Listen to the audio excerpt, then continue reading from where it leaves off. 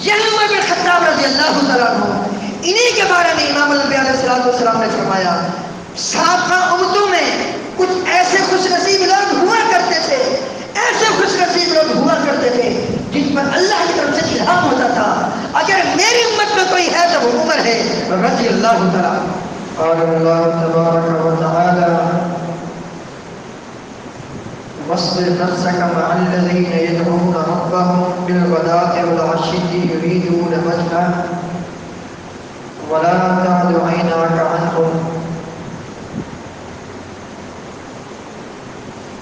رب اشرح لي صدري ويسر لي أمري واحلل عقدة من لساني يفقهوا قولي رب أعوذ بك من همزات الشياطين وأعوذ بك رب أن يحضرون سبحانك لا علم لنا إلا ما علمتنا إنك أنت العليم الحكيم۔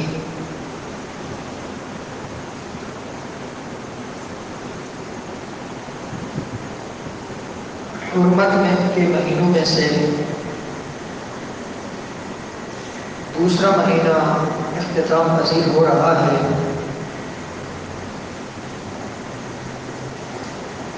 اور چند ہی دنوں میں حرمت کا تیسرا مہینہ شروع ہونے والا ہے۔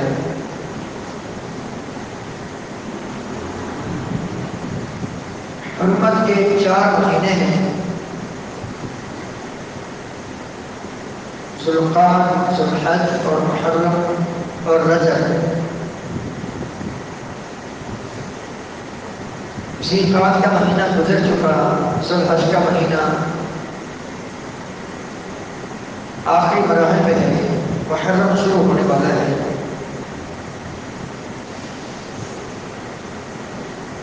حرمت کے مہینوں کی حرمت کو پامال کرنا کبیرہ گناہ ہے۔ وہ ذوالقعدہ کا مہینہ ہو، ذوالحج کا مہینہ ہو، محرم کا مہینہ ہو یا رجب کا مہینہ ہو، 4 مہینوں کی حرمت کو پامال کرنا یا 4 میں سے کسی کی حرمت کو پامال کرنا بڑا گناہ ہے۔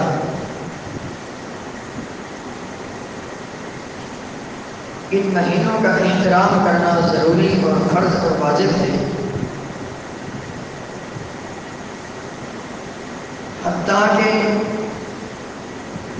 ان مہینوں میں قتال بھی نہیں کرنا، لڑائی بھی نہیں کرنی، کافروں سے جنگ بھی نہیں کرنی۔ ہاں اگر کافر جنگ کرنے میں پہل کریں تو پھر ہم اپنا دفاع کرنے کے لیے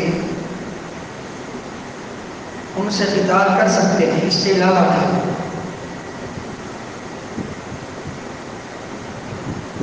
اللہ تعالیٰ کا فرمان ان عدۃ الشہور عند اللہ 12 شہرا فی کتاب اللہ یوم خلق السماوات والارض منها 4 حرم فلا تظلموا فیہن انفسکم۔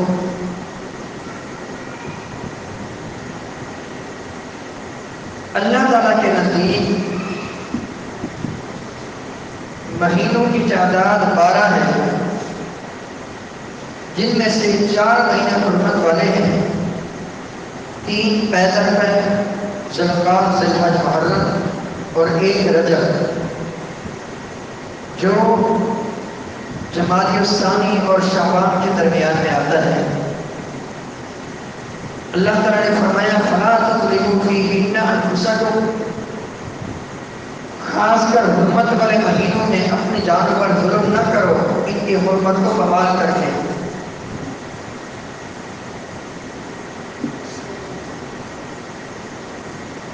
ان 4 حرمت والے مہینوں میں جو 3 مہینے ہیں، ذوالقعدہ، ذوالحج اور محرم، یہ 3 مہینے اکٹھے حرمت والے کیوں ہیں؟ اس میں کیا حکمت ہے؟ اس میں حکمت یہ ہے کہ جو حجاج کرام حج کرنے ہیں تاکہ وہ حج کرنے کے لیے جب آئیں ان کو کسی قسم کا خطرہ نہ ہو، کیونکہ حرمت والے مہینوں کا دور جاہلیت کے لوگ بھی احترام کرتے تھے، حتیٰ کہ غیر مسلم بھی احترام کرتے تھے۔ ڈاکو بھی مہینوں میں ڈاکہ نہیں ڈالتے تھے، ڈکیتیاں نہیں کرتے تھے، چوری کرنے والے چوریاں نہیں کرتے تھے، حالانکہ وہ غیر مسلم تھے، تاکہ وہ جو حج کرنے کے لیے ہے ان مہینوں میں ذی القعدہ میں ہے، اس کو کسی قسم کا سفر حج میں خطرہ محسوس نہ ہو، اور پھر جو حج کر کے واپس جائے حرمت والا پورا مہینہ محرم کا پورا مہینہ حرمت والا قرار دے دیا، تاکہ جو حج کر کے واپس جائے بڑے سکون اور آرام سے جائے، اس کو کسی قسم کا خطرہ لگے نہ ہو۔ اس وجہ سے 3 مہینوں کو حرمت والا قرار دیا، جو تینوں ایک دوسرے کے بعد آئے۔ ان میں سے جو 2 مہینے ہیں ذی القعدہ اور ذی الحج، یہ 2 مہینے حرمت والے بھی ہیں، حج کے مہینے بھی ہیں۔ ذی الحج کے ابتدائی 10 دن اور ذی القعدہ کا مہینہ، اور اس سے پہلے شوال کا مہینہ، یہ مہینے حج والے ہیں۔ حج والے مہینوں کا مطلب کیا ہے؟ حج تو صرف ذی الحج میں ہوتا ہے، شوال حج والا مہینہ، ذی القعدہ حج والا مہینہ، اس کا کیا مطلب ہے؟ اس کا مطلب اور مفہوم یہ ہے کہ جو بندہ حج کی نیت سے بیت اللہ کی طرف رخ کرے، وہ ان مہینوں سے پہلے نہیں جا سکتا، حج کی نیت سے رمضان بھی نہیں جا سکتا، شوال بھی نہیں جا سکتا، یہ اس میں شعبان بھی نہیں جا سکتا، نہ رمضان میں جا سکتا ہے نہ شعبان میں جا سکتا ہے۔ اس کے بعد تو رمضان کے بعد جو شوال والا مہینہ ہے، اس میں حج کا اعلان کر کے وہ وہاں جا سکتا ہے۔ یہ مطلب ہے یہ مہینے حج والے ہیں۔ تو حرمت والے پہلے 3 مہینے ہیں، ان میں سے دوسرے مہینے کی تکمیل ہونے والی ہے، تیسرا مہینہ حرمت والا شروع ہونے والا محرم۔ اس مہینے کے حوالے سے چند گزارشات عرض کرنی ہے، اللہ تعالیٰ توفیق عطا فرمائے۔ اس مہینے کی یہ فضیلت ہے کہ امام الانبیاء علیہ السلام نے اس مہینے کی نسبت اللہ کی طرف کی، اللہ کا مہینہ قرار دیا۔ یہ اس کی فضیلت ہے محرم کی۔ امام الانبیاء علیہ السلام جیسے مسلم کی حدیث آپ علیہ السلام نے فرمایا، افضل الصیام بعد الفریضۃ صیام شہر اللہ المحرم۔ جتنے بھی نفلی روزے ہیں اور نفلی روزوں میں فرض کے بعد جو سب سے زیادہ فضیلت والا جو روزہ ہے وہ اللہ کے مہینے محرم کے مہینے کا روزہ ہے، جو کہ اللہ کا مہینہ ہے۔ یہ نسبت تشریفی ہے۔ نسبت تشریفی کا مطلب یہ ہے کہ اس مہینے کے شرف اور اس کی عظمت کو واضح کرنے کے لیے اس مہینے کی نسبت اللہ کی طرف کی گئی۔ جیسے دنیا کی ساری مسجدیں اللہ کی ہیں، اللہ کے گھر ہیں، جتنی بھی دنیا کی مسجدیں ہیں سب اللہ کے گھر ہیں، لیکن مسجد الحرام کو بیت اللہ کہا گیا، کعبہ کو بیت اللہ کہا گیا، یہ نسبت تشریفی ہے۔ اس کے شرف کو اور عظمت کو فضیلت کو واضح کرنے کے لیے اس کی نسبت خاص کر اللہ کی طرف کی۔ جیسے وقت کے عظیم پیغمبر سیدنا صالح علیہ السلام کی اونٹنی ہے، اونٹنیاں دنیا کی جتنی بھی ہیں سب اللہ کی مخلوق ہے، سب کو پیدا کرنے والا کون ہے؟ اللہ تعالیٰ ہے، لیکن صالح علیہ السلام کی اونٹنی کی نسبت خاص اللہ کی طرف کی گئی۔ فقال لهم رسول اللہ ناقۃ اللہ وسقیہا۔ سمودیوں کے لیے ان کے رسول سیدنا صالح علیہ السلام نے کہا اللہ کی اونٹنی کی حفاظت کرو اور اس کے جو پینے کی پانی پینے کی جو باری ہے اس باری پر اس کو پانی پینے دو، اس کو تنگ نہیں کرو، اس کو تکلیف میں مبتلا نہیں کرو۔ تو یہاں ناقۃ اللہ کہا گیا، اللہ کی اونٹنی، حالانکہ ساری اونٹنی اللہ تعالیٰ کی ہے، لیکن یہاں صالح علیہ السلام کی اونٹنی کی نسبت جو اللہ کی طرف کی گئی ہے یہ اس کی عظمت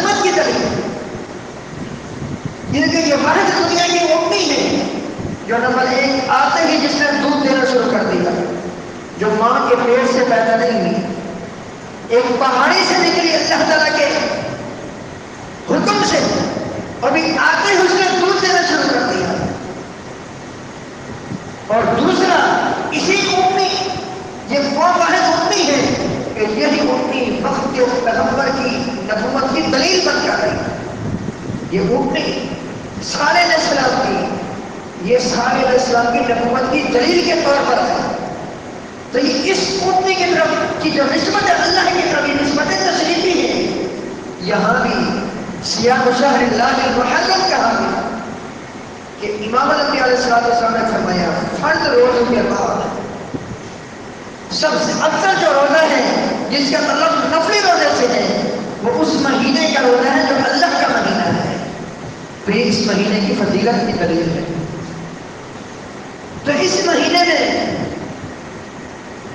جو کرنے کا کام ہے وہ ایک ہی ہے، صرف اور صرف وہ ہے یوم عاشورہ کا روزہ رکھنا، 10 محرم کا روزہ رکھنا. امام الانبیاء علیہ السلام جب مدینہ میں تشریف لائے ہجرت کر کے، آپ علیہ السلام نے یہودیوں کو دیکھا کہ یہودی اس دن کے روزہ رکھتے ہیں، یوم عاشورہ کا یہودی روزہ رکھتے ہیں. آپ علیہ السلام نے پوچھا کہ یہودیاں تم روزہ کیوں رکھتے ہو اس دن کا 10 محرم کا؟ امام الانبیاء علیہ السلام کے پوچھنے پر یہودی نے بتایا یہ وہ دن ہے نجى الله فيه موسى وقومه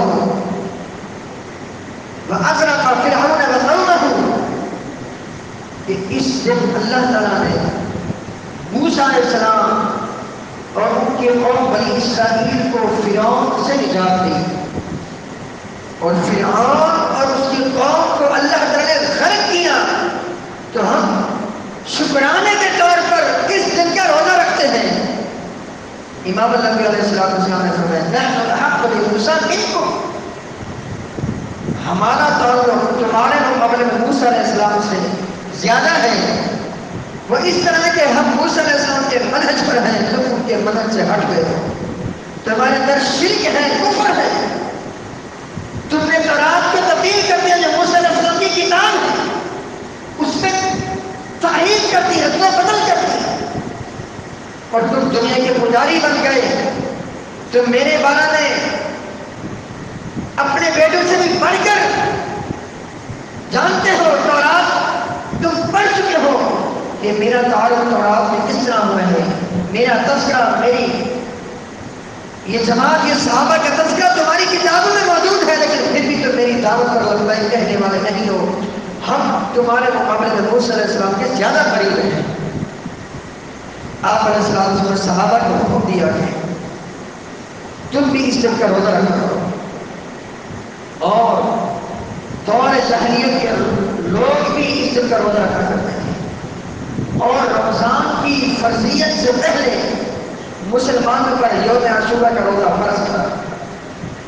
یوم عاشورہ کا روزہ رمضان کی فرضیت سے پہلے فرض تھا.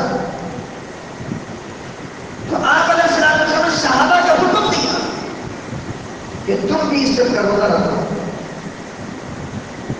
آپ علیہ السلام سے کہا گیا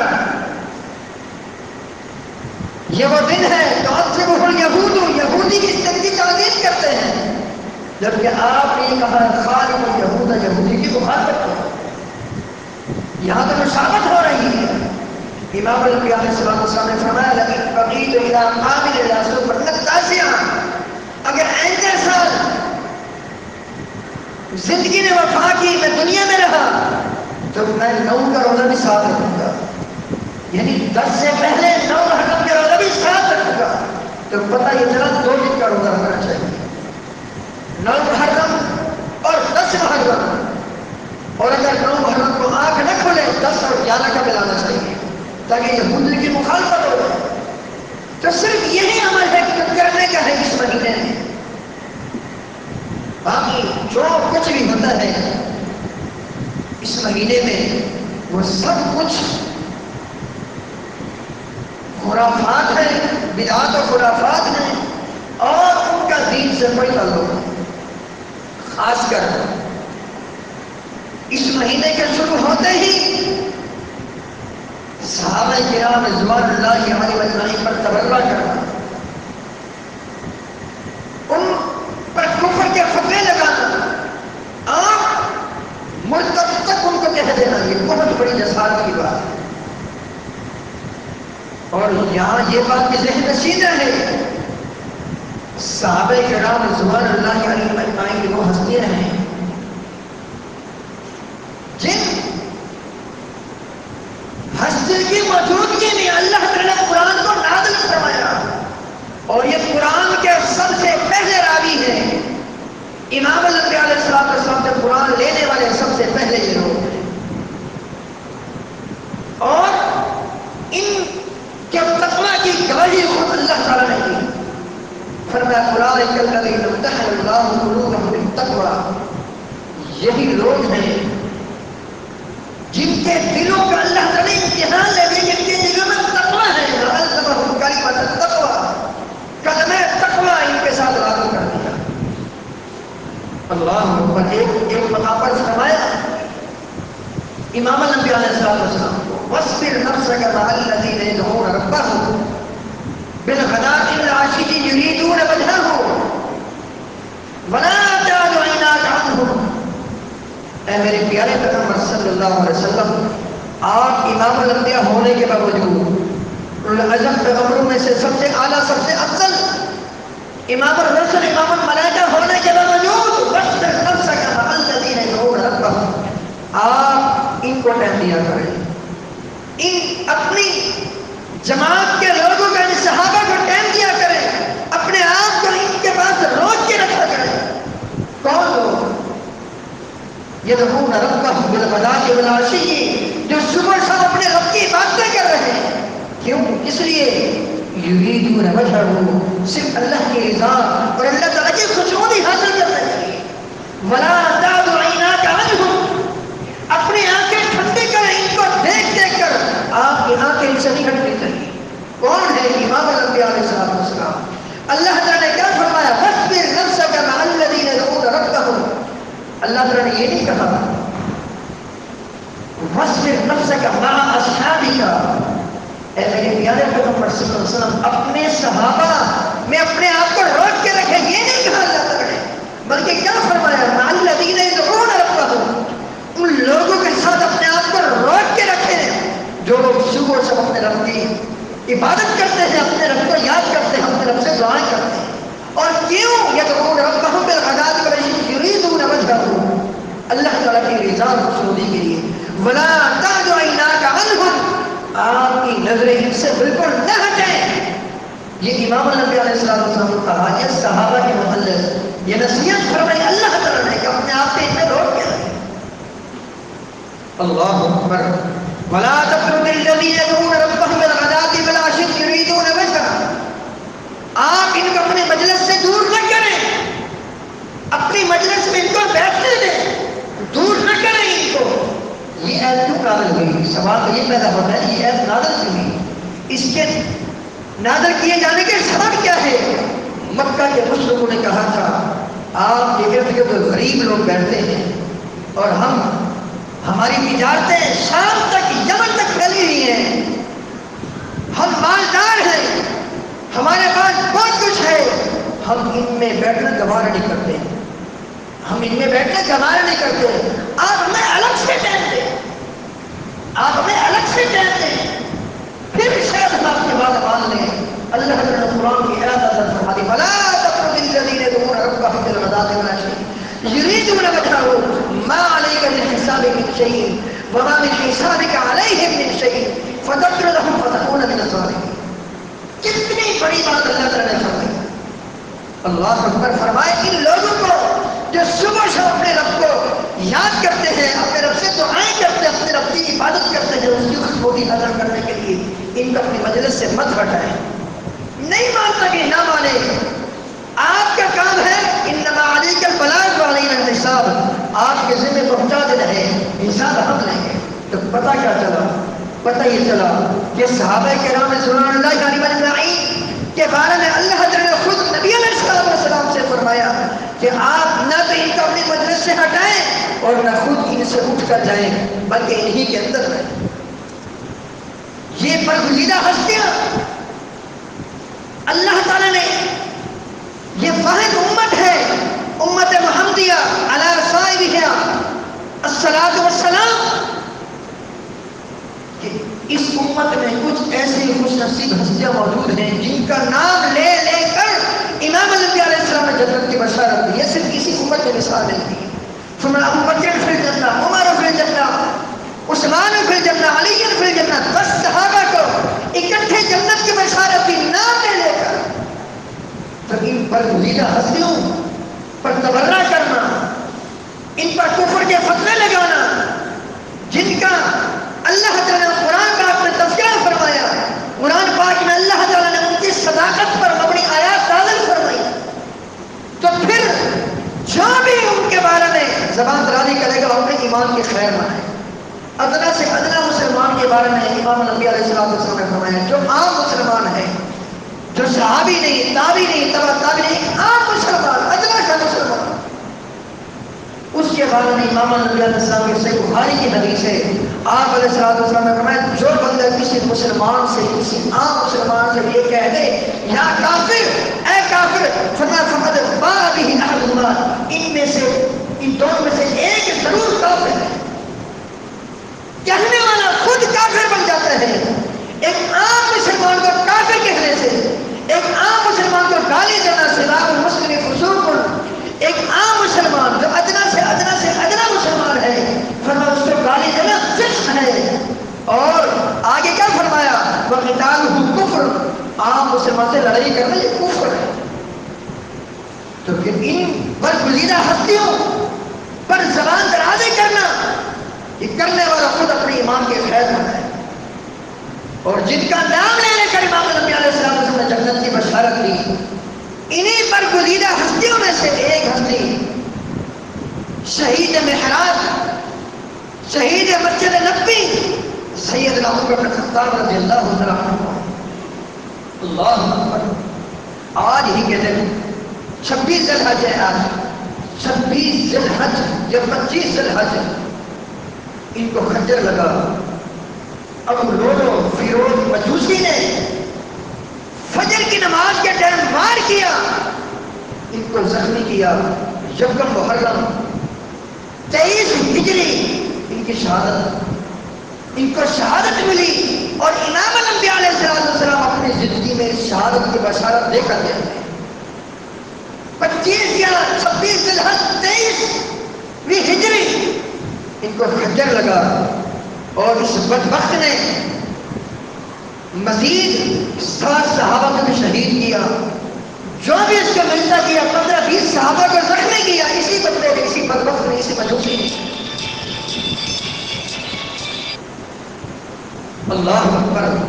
اس کے ساتھ ساتھ عمر رضی اللہ تعالیٰ عنہ ہوش میں تھے، اندریاں باہر آ گئی، بہرحال بڑی تکلیف میں ہے، پوچھتے یہ ہیں کہ مجھ پر وار کسی مسلمان نے تو نہیں کیا؟ کہا کہ نہیں، غیر مسلم نے، ایک مجوسی نے وار کیے ہیں۔ اللہ کا شکر ادا کیا کہ اللہ تیرا شکر ہے کہ مجھ پر کسی مسلمان نے حملہ نہیں کیا، غیر مسلم نے حملہ کیا، اور یہ بدبخت خود کشی کر کر جہنم واصل ہوا، اور آج بھی ایران کے اندر اس کا مزار موجود ہے، کون نہیں جانتا۔ جو ایک ایسی ہستی کو شہید کر دے،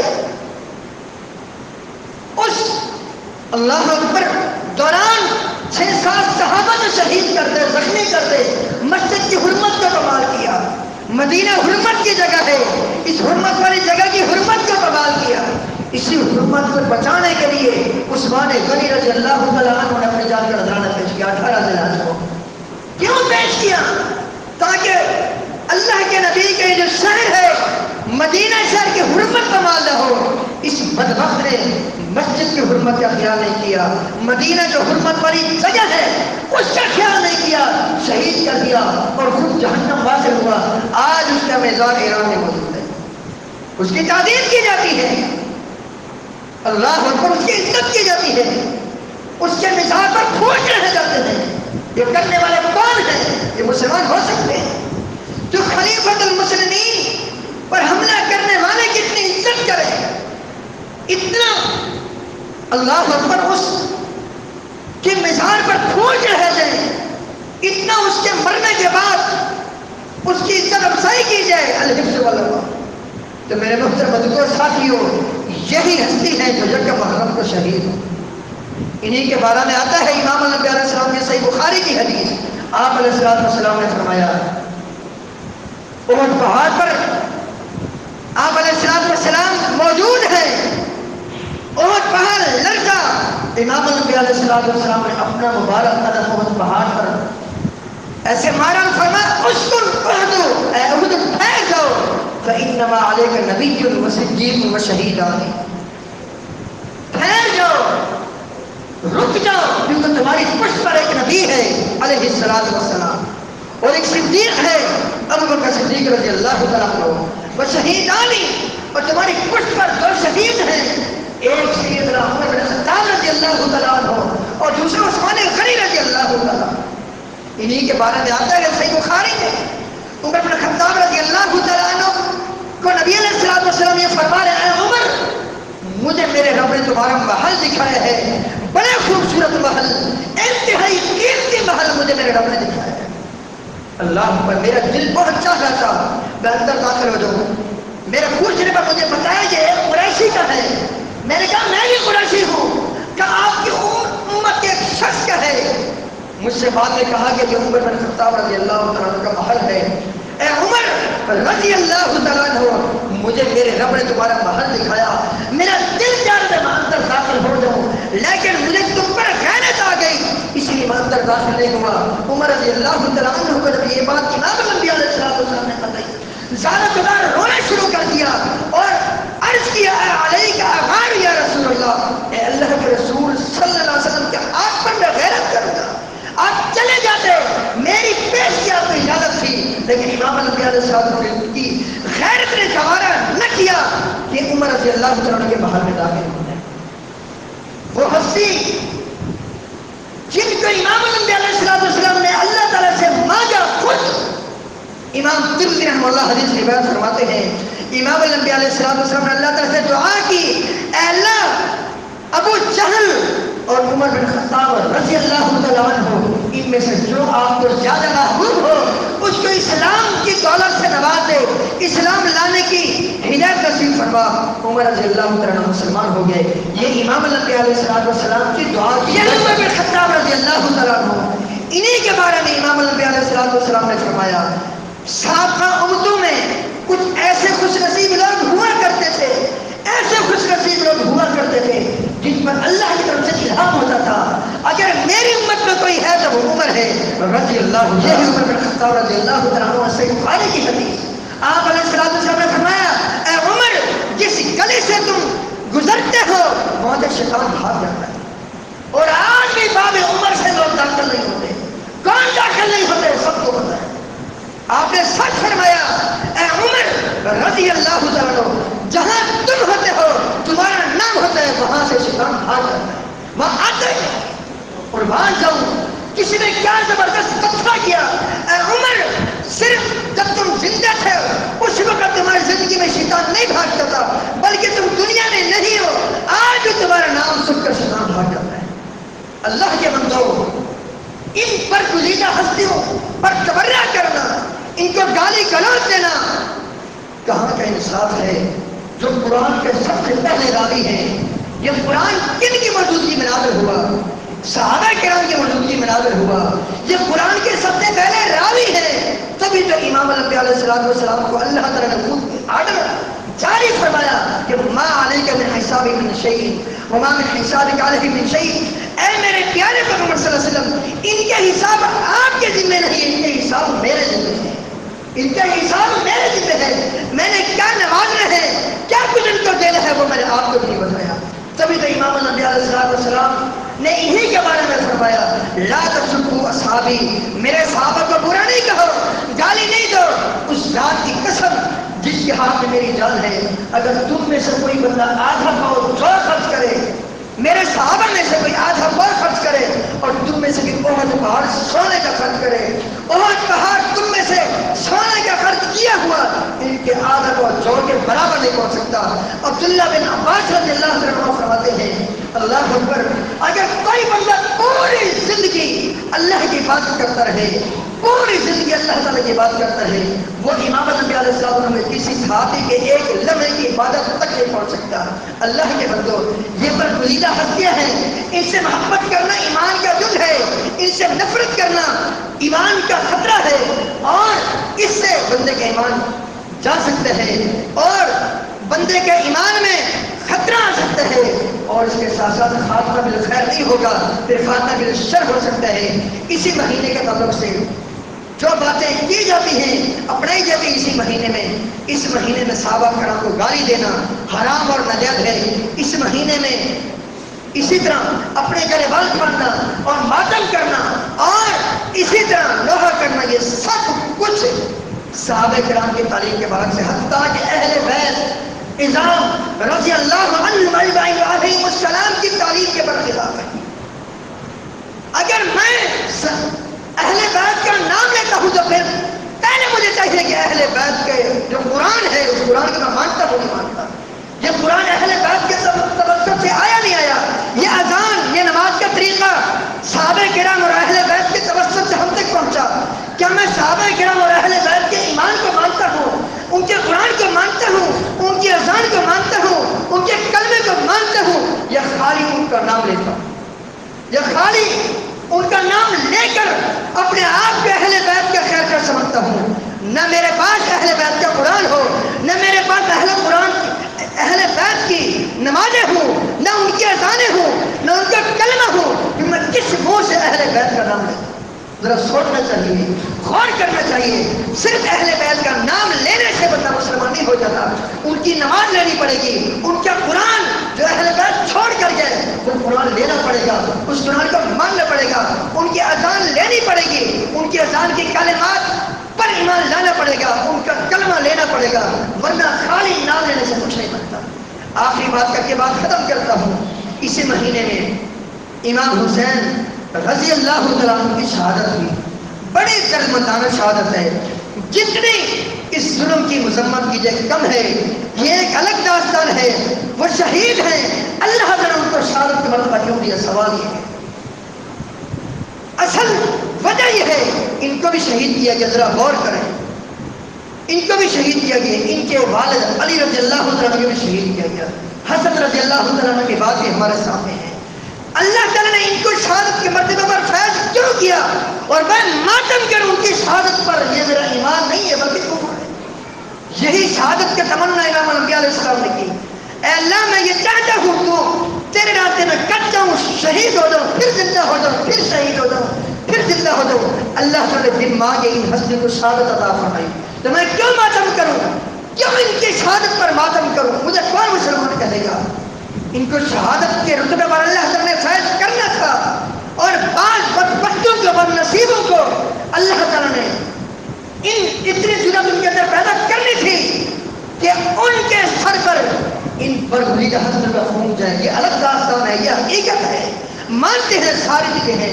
سوال یہ ہے کہ ان کو شہادت کے رتبے پر فیض کیوں کیا گیا؟ جواب یہ ہے کیونکہ یہ جنت کے جواب کے سردار ہیں، اور جو سردار ہوتا ہے، جو سردار ہوتا ہے اس کا مرتبہ بھی اتنا بڑا دیا جاتا ہے، ایسا مرتبہ دیا جاتا ہے جہاں تک بہت کم لوگ پہنچتے ہیں۔ اصل میں جنت کے جوانوں کے یہ دونوں سردار ہیں، حسن حسین رضی اللہ عنہما، اس لیے اللہ تعالیٰ نے ان کو شہادت کے رتبے پر فیض کیا۔ اللہ تعالیٰ کا شکر، اللہ تعالیٰ کا کرم ہے کہ اللہ تعالیٰ نے ان کو شہادت جیسی عظیم نعمت سے مالا مال فرمایا۔ میرے محترم ساتھیوں، اہل بیت کا ادب کیجئے، ان کی تعظیم کیجئے۔ امام الانبیاء علیہ السلام پر جب درود بھیجتے ہیں آٹومیٹک اہل بیت پر بھی درود جاتا ہے۔ ان کی محبت ایمان کا حصہ ہے، ایمان کا جز ہے، لیکن ان کی محبت کے آڑ میں کسی دوسرے صحابی کو گالی دینا، برا بلا کہنا، یہ کہاں کا انصاف ہے؟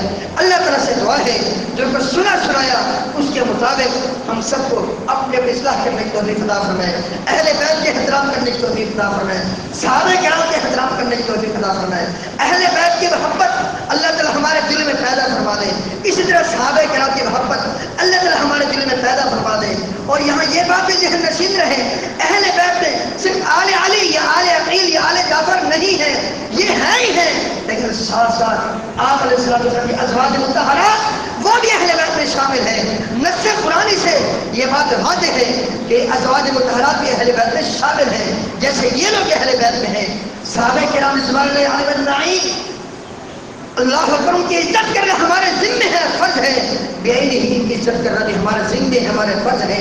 اہل بیت ہیں، اللہ اکبر، ان کا پیار ایمان کا جز ہے، ایمان کا حصہ ہے۔ اس طرح صحابہ کرام کا پیار ایمان کا جز ہے، ایمان کا حصہ ہے۔ اللہ تعالیٰ سب کا احترام کرنے کی توفیق عطا فرمائے۔